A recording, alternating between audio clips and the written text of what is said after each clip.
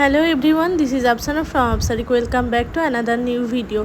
আজকে ছিল আমাদের সিমলায় দ্বিতীয় দিন, আর আজকে আমরা মান্ডির উদ্দেশ্যে রওনা দেব। সকাল সকাল রেডি হয়ে বেরিয়ে গেছি। আমরা দুজনই এসেছি, এখনও পর্যন্ত কেউ নিচে নামেনি। তো আমরা এই সকালের যে প্রাকৃতিক সৌন্দর্য সেটাই উপভোগ করছিলাম। আর এইদিকে আমি বলছি আর কি, যে এই যে প্রকৃতির যে অপরূপ দৃশ্য, এটা দেখে মানে আমি যতবারই দেখছি ততবারই মুগ্ধ হয়ে যাচ্ছি। পাহাড় আমার খুব প্রিয়, আর পাহাড়ের এই প্রাকৃতিক সৌন্দর্যটা আমার খুব খুব খুব ভালো লাগে।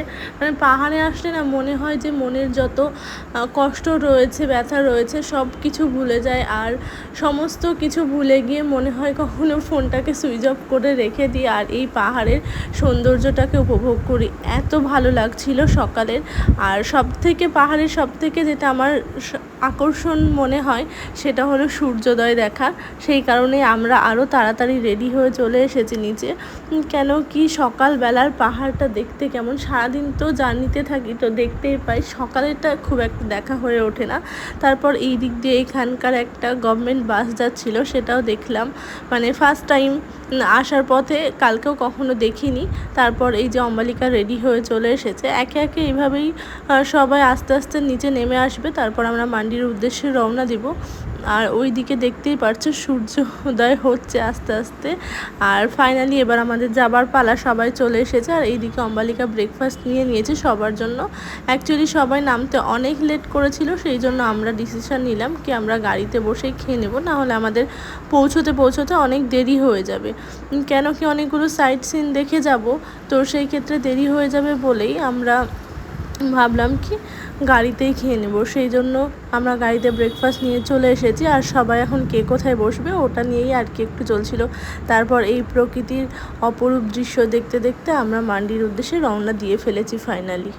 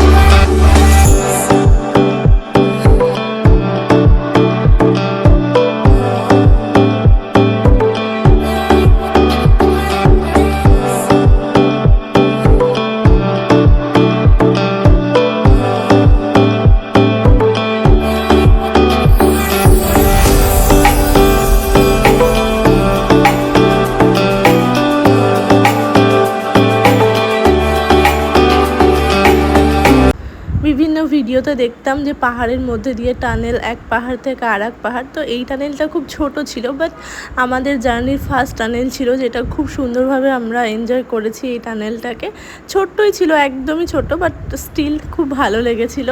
তারপর এই যে সূর্য মাঝে মধ্যে আসছে, তার মধ্যে ঠান্ডা, বেশ ব্যাপারটা, অনুভূতিটা খুব সুন্দর ছিল, খুবই সুন্দর।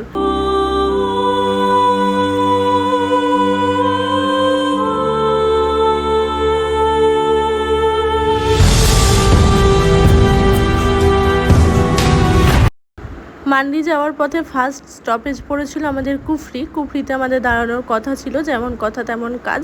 এখন কুফরিতে আমরা কিছুটা সময় থাকবো। এখানে বিভিন্ন ধরনের রাইড রয়েছে, সেই রাইডগুলোই আমরা করব। সামনে দেখতে পাচ্ছ প্রচুর ঘোড়া। আমি এই রকম ঘোড়া, এত ঘোড়া কখনো দেখিনি আগে, এখনই দেখছি। মানে একটা দুটো এরকম দেখেছি, এত ঘোড়া কখনো দেখিনি। আর এখানকার সবথেকে ফেমাস নাকি হর্স রাইডিং। আর হর্স রাইডিং নাম শুনেই তো আমার শেষ ভেতর পুরো শেষ হয়ে গেছে ভয়ে। আর সবথেকে বড় কথা, ভয়ের থেকেও আরও যেটা বড় সেটা হলো যে এই ঘোড়াগুলো কি করে আমার ওয়েটটা নেবে, আমি এতটাই মোটা, ঘোড়াগুলোর তো কষ্ট হবে এটা ভেবেই আমি বলছিলাম না না আমি হর্স রাইডিং করব না। কিন্তু সবাই যেটা বললো যে এখানে হর্স রাইডিং করে ওপরে উঠতে হবে, আদারওয়াইজ নাকি ওপরে উঠতে পারবো না, কোনো অপশান নেই আমাদের যাওয়ার। আর প্রত্যেকেই নাকি ওইভাবে হর্স রাইডিং করেই যাচ্ছে, যেটা বড় টেনশনের ব্যাপার ছিল। আবার এক্সাইটিংও ফিল হচ্ছিল, কষ্টও লাগছিল, সব কিছু মিলিয়ে মিশিয়ে ফিলিংস পুরো একাকার হয়ে গেছিলো, মিক্সড আপ ফিলিংস হয়ে গেছিলো।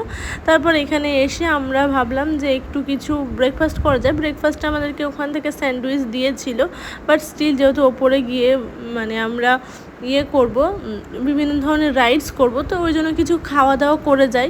আর সেটা ভেবেই এখানে কে কী খাবে ওটা ডিসাইড করছিল। আমার তো চা ছাড়া আর কিছুই চলবে না, চাটাই খাবো। আমি চা খুব একটা পছন্দ করি না, কিন্তু কি হয় না এই ঠান্ডার দিনে এখানে চাটা বেশ খেতে মজাই লাগে। আর এই যে দেখো পুরো দলে দলে মনে হচ্ছে এক একটা গ্রুপ, আর এখানে ঘোড়া সত্যিই এক একটা গ্রুপ রয়েছে। আমার সব থেকে মানে ভয়ের যে কারণটা, আমি যদি পড়ে যাই, আমাকে যদি ফেলে দেয়, আর এটা তো পাহাড়, পড়ে গেলে তো আমি মরে যাবো, এই ধরনের অনেক রকমের থটস আসছিল ভেতরে। বাট নিজেকে স্টিল কন্ট্রোল করার চেষ্টা করছিলাম যে কিছু হবে না কিছু হবে না এইরকম, কিন্তু অনেক ধরনের ফিলিংস আসছিলো, খুব ভয় লাগছিলো। আর আমার নিজের জন্য তো টেনশন হচ্ছিলোই, সঙ্গে আমার বরটার জন্য টেনশন হচ্ছিলো। মানে এরকম মনে হচ্ছিলো যে আমার কিছু হলেও হয়ে যায়, কিন্তু আমার বর যেন পুরো সেফ থাকে।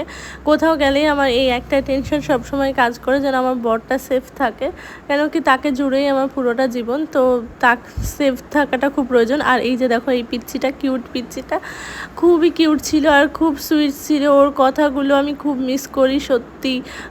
একসাথে কাটানো সময়গুলো কিভাবে যে কেটে যায়, তারপর অনেক দিন দেখাও হয় না, কিন্তু ও খুবই কিউট ছিল। ও অসুস্থ ছিল, বাট স্টিল এত স্ট্রং ছিল না, আমি মনে হয় ওর জায়গায় থাকলে কখনো এতটা স্ট্রং হতে পারতাম না। তারপর ওই দিকে ব্রেকফাস্ট কমপ্লিট করার পর আমরা এই দিকে যাচ্ছি ঘোড়াতে চাপার জন্য।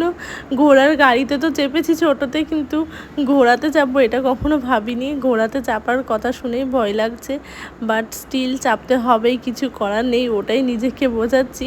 তবে এখানে যখন তোমরা আসবে কুফরিতে, মেনলি কুফরিতে আসার পর এখানে অনেক ধরনের প্যাকেজ তোমরা দেখতে পাবে, কিন্তু আমি সাজেস্ট করব প্যাকেজগুলো না নেওয়াটাই বেটার। কেন কি প্যাকেজগুলো যখন নেবে না, তখন ওপরে গিয়ে দেখবে যে সেই রাইডসগুলো তোমরা হয়তো করতে পারছো না বা করতে চাইছো না, সেটা তোমাদের জন্য প্রবলেমেটিক বা একটা লস হয়ে যাবে। ওই জন্য আমার মনে হয় যে ওপরেও টিকিটের ব্যবস্থা রয়েছে, তুমি ওপরে গিয়েও কাটতে পারো, প্রাইস সেমই পড়ে, এমন কিছু নয় যে প্যাকেজে পড়লে কম হবে, এরকম কিছু না। তো আমি সাজেস্ট করব যে হর্স রাইডিংয়ের জন্যই টিকিটটা কেটে নাও, দেন ওপরে যাও, ওপরে গিয়ে তোমাদের যেটা ভালো মনে হয় সেটাই করো। কেন কি এখান থেকে কেটে যাওয়ার পর তোমরা সব রাইড যদি করতে না পারো, যেমন কি আমরা ভেবেছিলাম যে এটা করব ওটা করব, কিন্তু আমরা সমস্ত রাইডস করিনি, সেই শেষে একটা থেকে দুটো রাইডস করেছি।